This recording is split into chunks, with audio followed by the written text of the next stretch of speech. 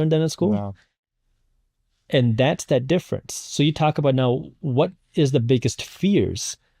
When you don't have the financial education, you now get caught up in doing what you think is right because everybody tells you it's right, but you don't realize the true cost of this. For example, the average person goes to work, and when they're financially smart, the average person, they go and they save that money in the bank.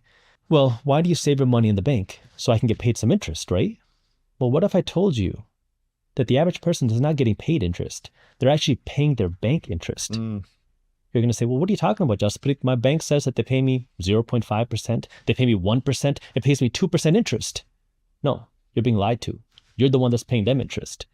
Because when you take the $100 bill and I deposit it in the bank and they give me a note saying I'm getting paid 1% interest, well, the $100 is growing to $101 after 1 year.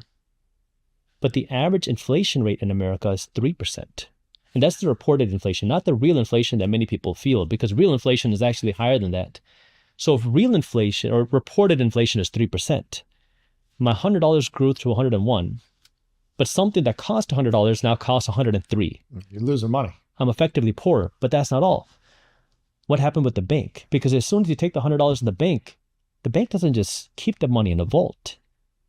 They immediately take that money and they lend it out to somebody else. So they take the $100, they pay you 1%. Now I'm going to charge you 6 or 7% when you want to get a mortgage. I'm going to charge you 18 to 25% when you get a credit card. But you get that 1% thinking, I'm getting rich, I'm getting this interest.